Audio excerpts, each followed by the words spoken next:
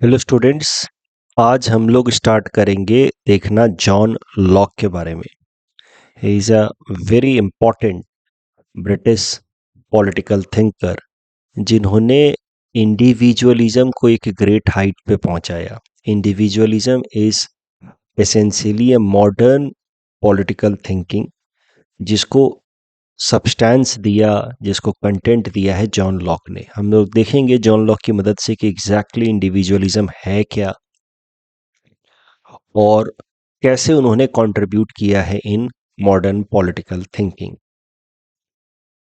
John Locke के life के बारे में देख लेते हैं मोटी मोटी बातें। He was born in England in 1632 and he died in 1704. इसका मतलब ये है कि during his life time he witnessed both revolutions in England. एक जो सिविल वॉर हुआ था 1642 से लेकर के 1651 तक, वो भी विटनेस किया उन्होंने। जिसके बाद हॉब्स ने लिखा था अपनी book Leviathan, where he proposed कि there must be a very strong king, a leviathan, जिसके पास सारा पावर होना चाहिए। तो हॉब्स ने सिविल वॉर के बाद वो किताब लिखी थी। लेकिन जॉन लॉक ने जो ग्लोरियस रिवॉल्यूशन है, ब्लडलेस रिवॉल्यूशन है, वो भी विटनेस किया अपने लाइफ टाइम में 1688 में। और ये जो ग्लोरियस रिवॉल्यूशन, इसके बारे में हमने लास्ट क्लास में देखा था जब हॉब्स को हम पढ़ रहे थे तब। It was bloodless. यहाँ पे जॉन लॉक की थिंकिंग शेप होती है। जॉन लॉक इस ग्लोरियस रिवॉल्यूशन को विटनेस करने के बाद कंक्लूड करते हैं कि human nature is friendly, harmonious, it has empathy.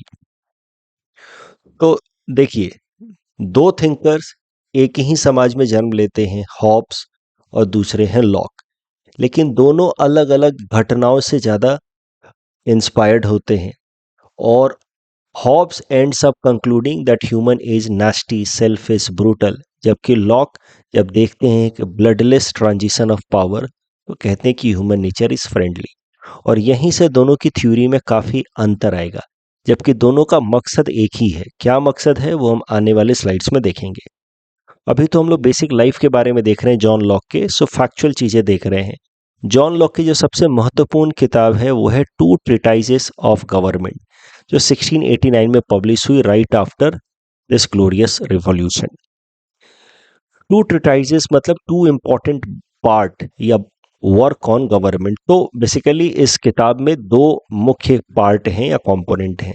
दोनों में अलग अलग मुद्दों पर चर्चा की गई है, जिसको हम लोग आगे देखेंगे। इसके लेटर कंसर्निंग टॉलरेशन, तो रिलीजियस टॉलरेशन के बारे में, रिलीजियस टॉलरेंस के बारे में उन्होंने चर्चा की, अलग से किताब लिखी है।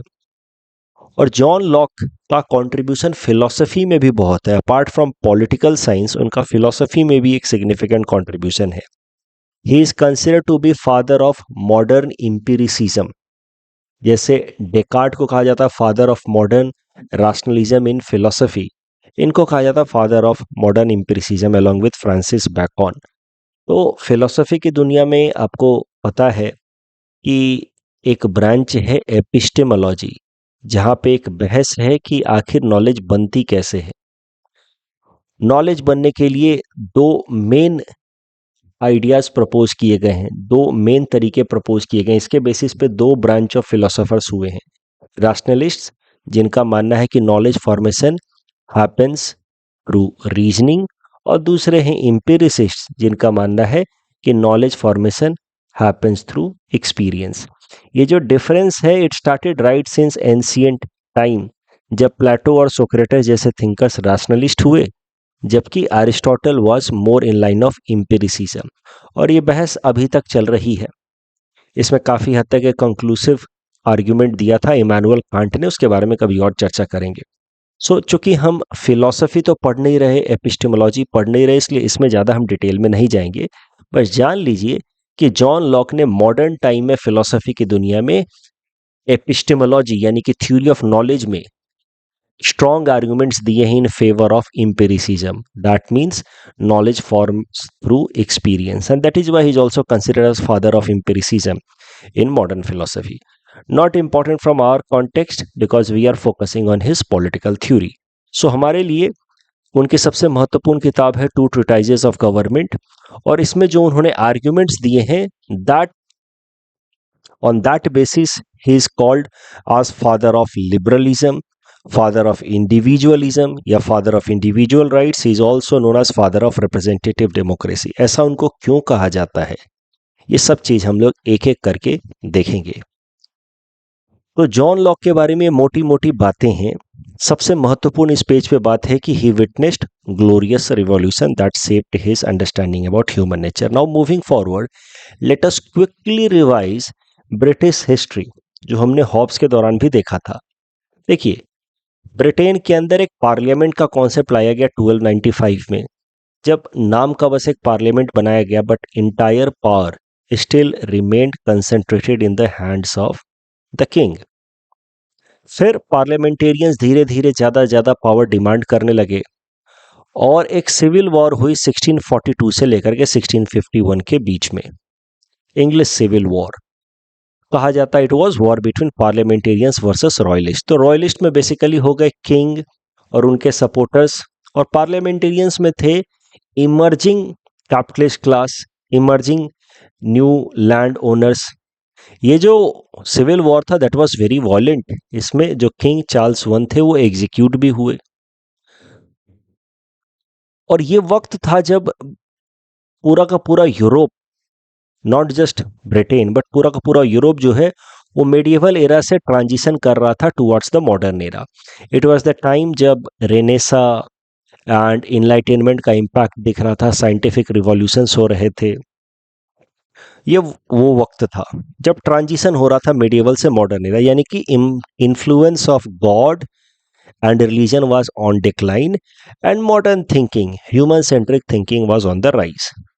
फिर उसके कुछ सालों बाद हुआ ग्लोरियस रिवॉल्यूशन, ब्लडलेस रिवॉल्यूशन, जिसमें बहुत पीसफुल तरीके से king gave up his power, he remained as a ceremonial head, constitutional head, but just for the name sake. और यहाँ से ब्रिटेन के अंदर पॉलिटिकल कॉन्सेप्ट लाया गया कॉन्स्टिट्यूशनल मोनार्की का एंड पार्लियामेंट्री सुप्रीमेसी का, जो आज तक फॉलो हो रहा है ब्रिटेन के अंदर।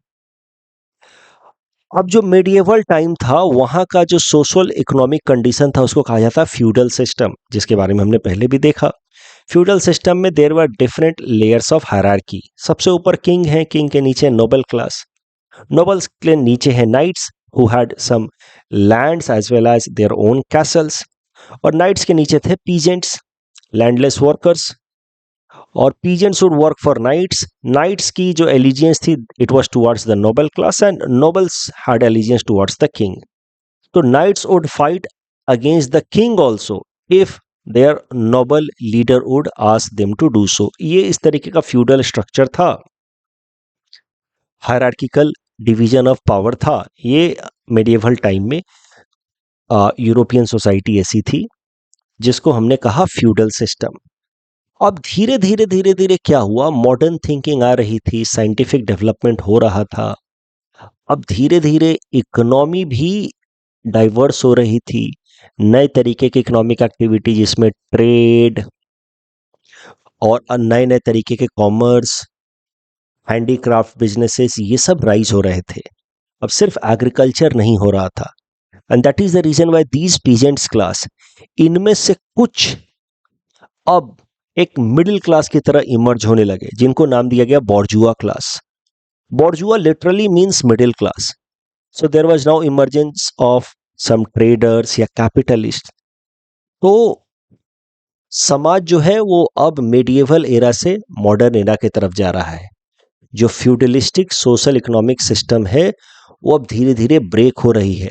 जो क्लोज सोसाइटी है वो धीरे धीरे ओपन हो रहा है। क्लोज सोसाइटी का मतलब जो जिस ग्रुप में है, जिस ग्रुप में जिसका जन्म हुआ वो वहीं रहेगा।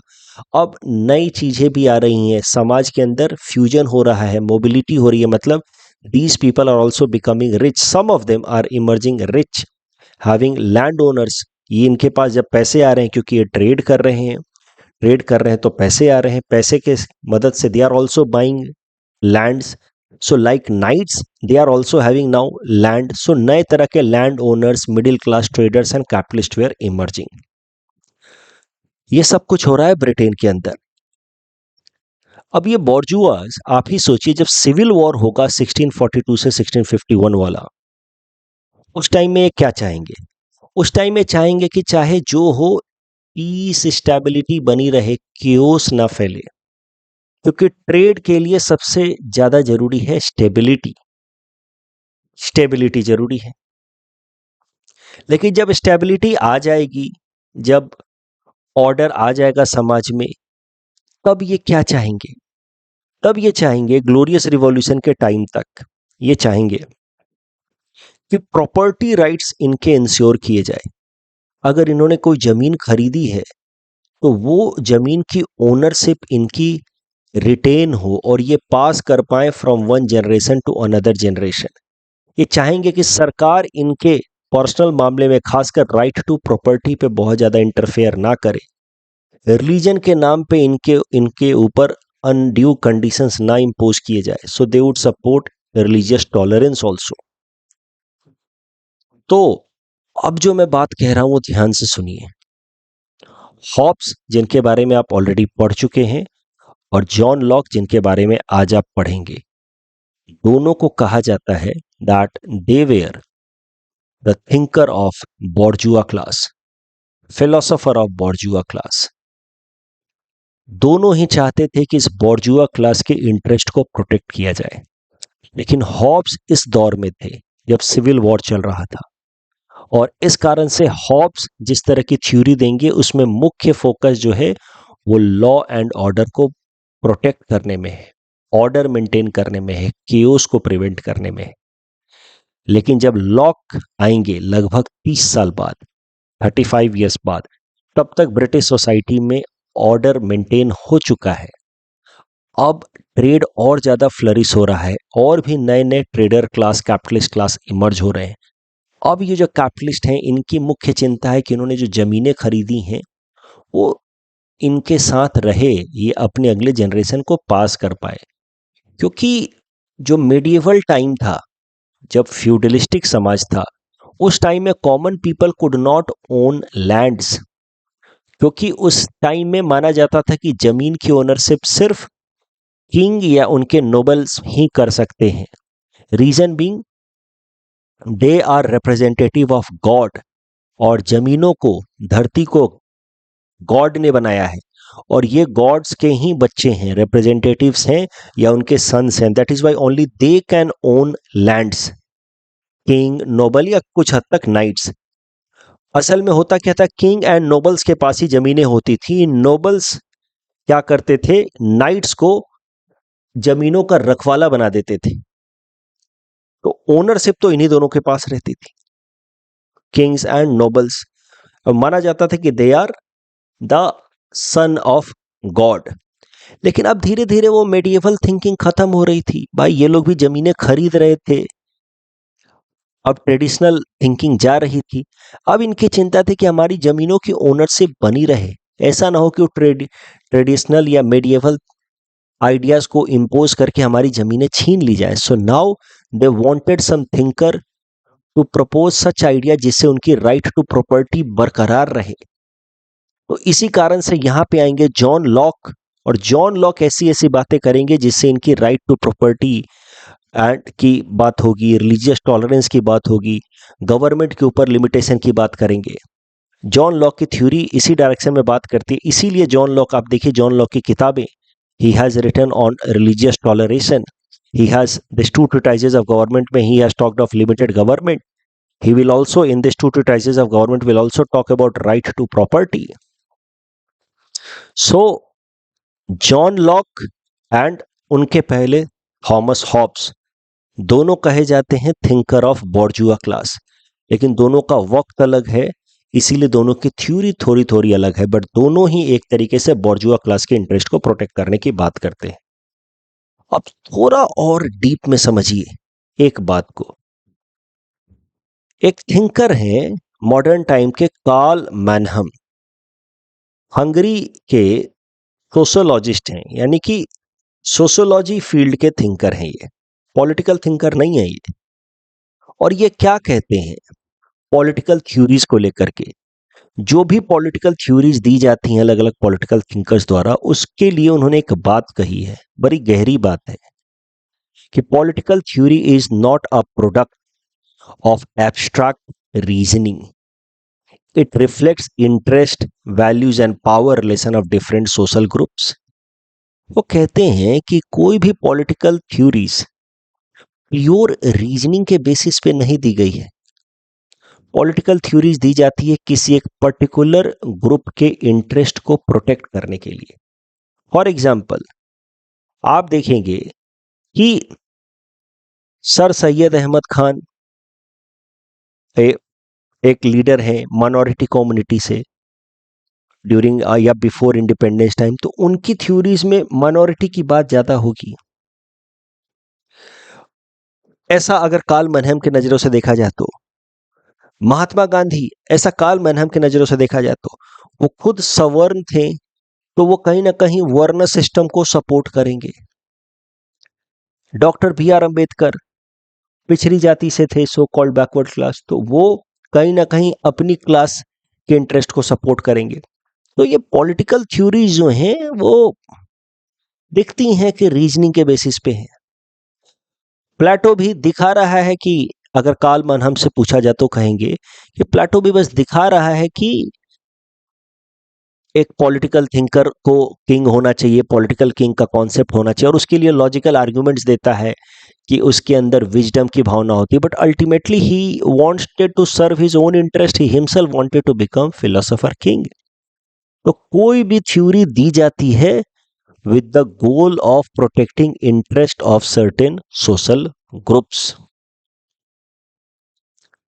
अब ब्रिटिश सोसाइटी की बात की जाए 1650 से लेकर के 1680 तक के बीच में, उसमें दो थ्योरिस्ट का नाम तो हमने सुन लिया, Hobbes and John Locke. Hobbes के बारे में तो हमने पढ़ भी लिया है, जॉन लॉक के बारे में अब हमने पढ़ना शुरू किया है।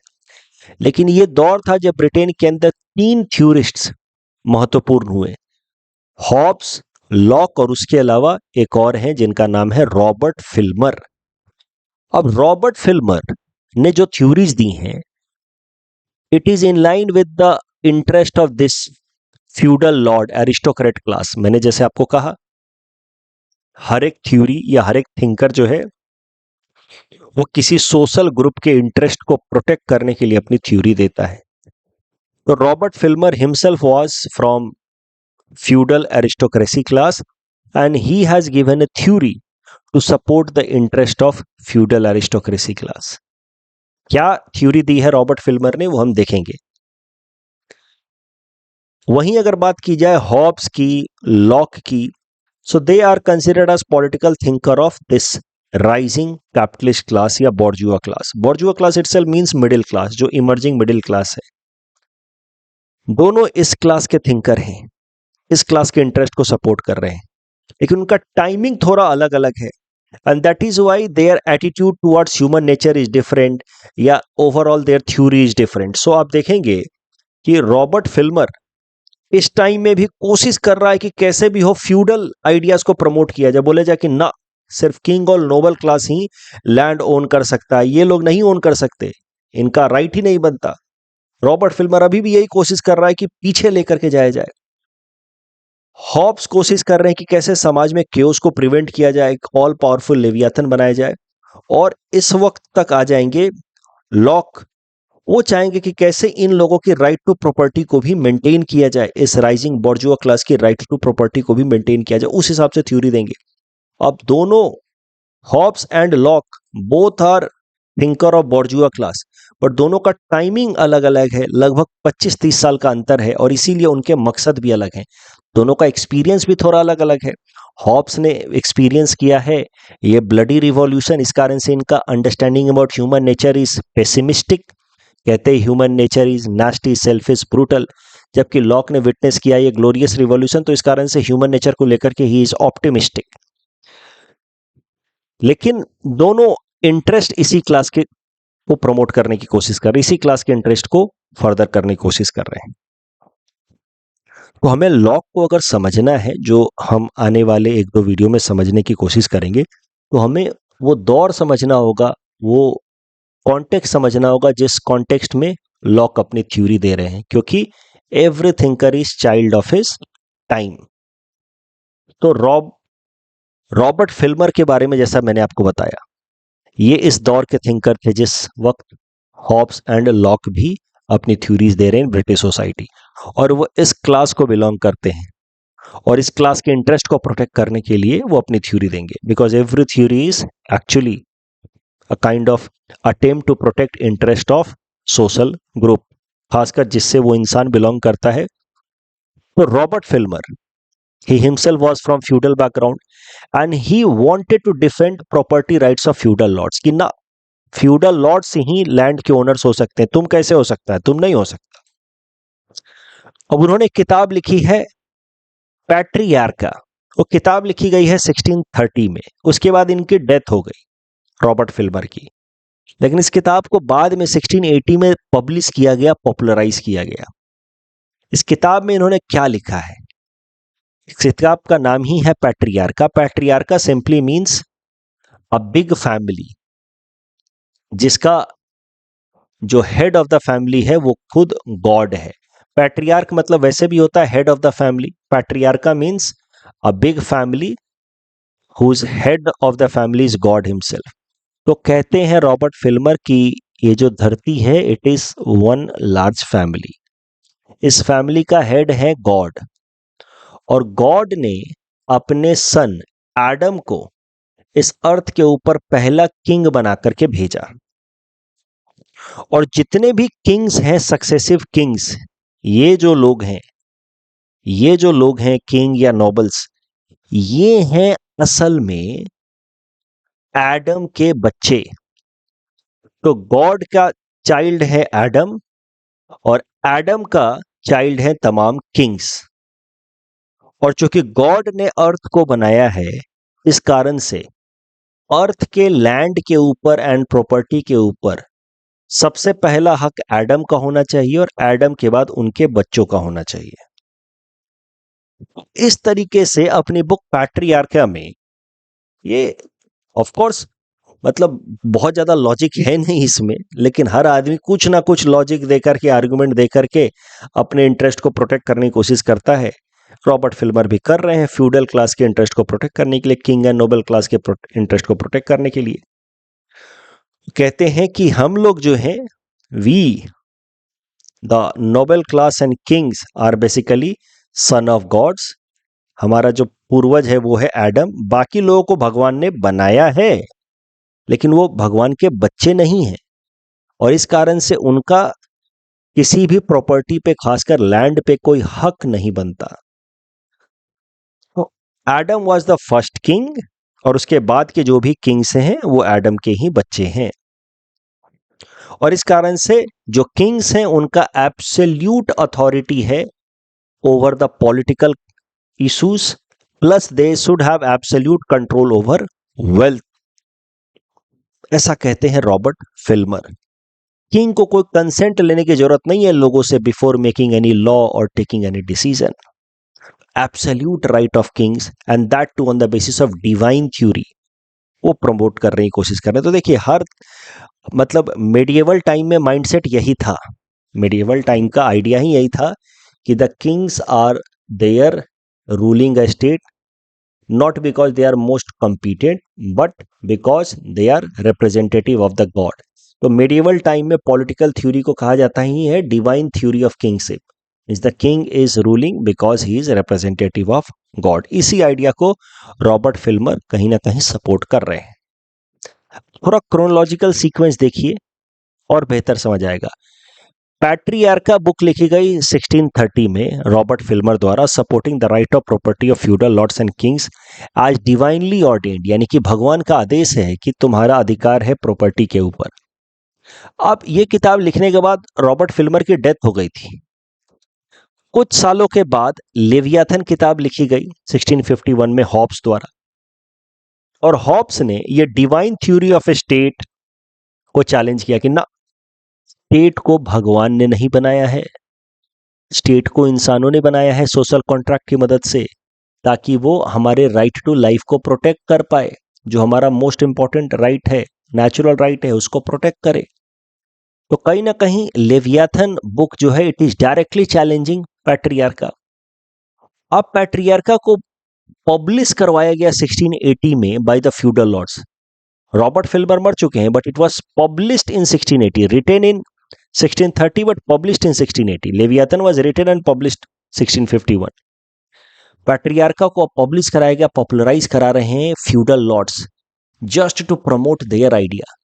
जैसे आज के टाइम में एक पर्टिकुलर समाज अपने इंटरेस्ट को प्रमोट करने के लिए अपने हिसाब से फिल्में बनवाता है और उसको पॉपुलराइज करवाता है। उस टाइम में फिल्मों का कॉन्सेप्ट था नहीं, तो किताबें लिखवा करके उनको पॉपुलराइज कराई जा रही थी। तो पैट्रियार्का को पॉपुलराइज करा रहे हैं feudal lords just to have the control over lands through divine order, unquestioned manner में कंट्रोल ओवर लैंड। तो सारा खेल, सारी लड़ाई तो जमीनों की है, not today but right since medieval era. अब ऐसे टाइम में फिर आते हैं जॉन लॉक, और जॉन लॉक एक महत्वपूर्ण किताब लिखते हैं, टू ट्रीटाइज ऑफ गवर्नमेंट 1689 में। इसमें टू ट्रीटाइज मतलब टू वर्क्स, तो 2 वॉल्यूम है इस किताब का। इसमें पहले वॉल्यूम में ही रिफ्यूट्स फिल्मर्स आर्ग्यूमेंट, फिल्मर का इस पैट्रियार्का के आर्ग्यूमेंट को पूरी तरह से रिजेक्ट करते हैं। और सेकेंड ट्रीटाइज में यानी कि सेकेंड वर्क में ही supports Hobbes theory of social contract, but उसको थोड़ा चेंज करते हैं, क्योंकि हॉब्स ने क्या किया है, एकदम ऑल पावरफुल लेवियाथन बना दिया, एब्सोल्यूटिस्ट लेवियाथन बना दिया है, जिस कारण से कहीं ना कहीं लोगों के राइट्स जो हैं वो कर्टेल होंगे। हॉब्स की थ्योरी में कहीं ना कहीं लोगों के राइट्स की बात नहीं है। प्लस हॉब्स की थ्योरी में आप देखिए राइट टू प्रॉपर्टी का तो कहीं जिक्र है ही नहीं, जबकि लॉक चाहते हैं, वो इस टाइम के बॉर्जुआ क्लास के थिंकर हैं, और ये जो टाइम है बॉर्जुआ, इस टाइम के जो बॉर्जुआ क्लास हैं वो चाहते हैं कि उनके राइट टू प्रॉपर्टी भी प्रोटेक्टेड हो। तो इसके लिए राइट टू प्रॉपर्टी को ग्लोरीफाई करना कि इट्स अ नेचुरल राइट, ये बात करनी जरूरी है। हॉब्स तो सिर्फ राइट टू लाइफ की बात कर रहे हैं, Locke will talk about right to property as well, and he will say कि right to property is more important than right to life. ऐसी बातें करेंगे, हम देखेंगे आगे। तो इस तरीके से लॉक ने क्या किया, पहले फिल्मर के आर्गुमेंट को रिफ्यूट किया, फिर हॉब्स के आर्गुमेंट में भी थोड़ा इंप्रूवमेंट लाया by writing his second treatise. Filmer के आर्गुमेंट को रिफ्यूट करने में कोई ज्यादा कठिनाई तो होगी नहीं, फिल्मर का आर्गुमेंट ही लॉजिक के बिना था, उसके अंदर कोई लॉजिकल ग्राउंड तो था नहीं। तो पहली बात कही लॉक ने कि there is no divine authority for Adam. बोले कहीं बाइबल में भी नहीं लिखा है कि Adam has political authority over all mankind. Bible में भी लिखा है कि Adam was the first person. बोले तुम यार क्या घुमा फिरा के बातें कर रहे हो। लॉक कह रहे हैं कि Adam was sun of God, उस और बाकी लोगों को गॉड ने बनाया है, वो सन ऑफ गॉड था। बोले Adam was the first man, कहीं नहीं लिखा है कि he is political heir of the God, political authority of the God and son of God. No valid hereditary successor. अगर मान लिया, लॉक कहते हैं कि चलो ठीक है एडम पहला किंग था अर्थ के ऊपर, इसकी क्या गारंटी है कि आज के टाइम में जो लोग भी क्लेम कर रहे हैं कि हम किंग हैं, हम किंग हैं, जो लोग भी अपने आप को किंग कहलवाते हैं वो सब एडम के ही बच्चे हैं। There is no guarantee of that. इतने साल बीत चुके हैं, there is no valid hereditary successor. कोई हिस्ट्री है, कोई रिकॉर्ड है? Answer is no. लॉक कहते हैं कि प्रॉपर्टी का claim on the basis of divine theory, और उसके बेसिस पे कहना कि कुछ ही लोग जो फ्यूडल लॉर्ड्स हैं या किंग है वही प्रॉपर्टी ओन कर सकते हैं, ये और भी गलत है, इलॉजिकल है। भगवान ने हम सबको बनाया है और भगवान ने धरती भी बनाई है, तो भगवान क्यों डिस्क्रिमिनेट करेंगे? भगवान ऐसा क्यों करेंगे कि कुछ लोग ओन कर सकते हैं लैंड, कुछ नहीं कर सकते? तो अगर भगवान ने हमें बनाया है, भगवान चाहते हैं कि हम अच्छा जीवन बिताएं, तो वो हमारे अगेंस्ट, हमारे बीच में डिस्क्रिमिनेशन नहीं करेंगे।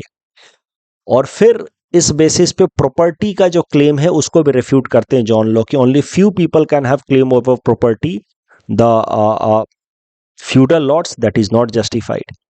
जो इंसान मेहनत करेगा वही प्रॉपर्टी ओन कर पाएगा। तो अब घुमा फिरा करके जॉन लॉक इस क्लास की बात,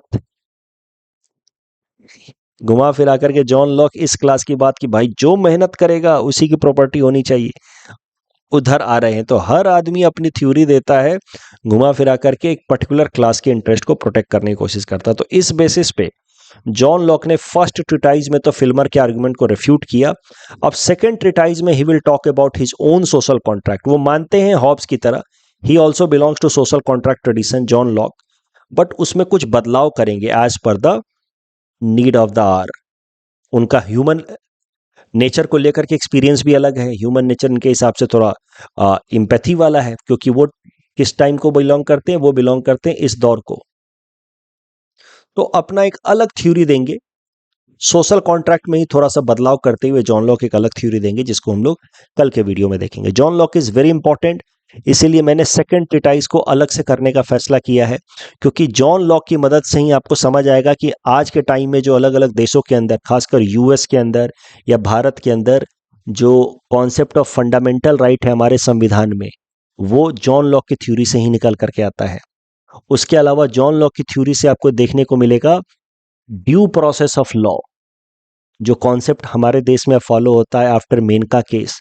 तो due process of law, representative government, division and checks and balances, ये सब कुछ आपको जॉन लॉक की थ्योरी में देखने को मिलेगा in his second treatise. And that is why I am not starting second treatise today, we will be looking into it tomorrow. Thank you for watching.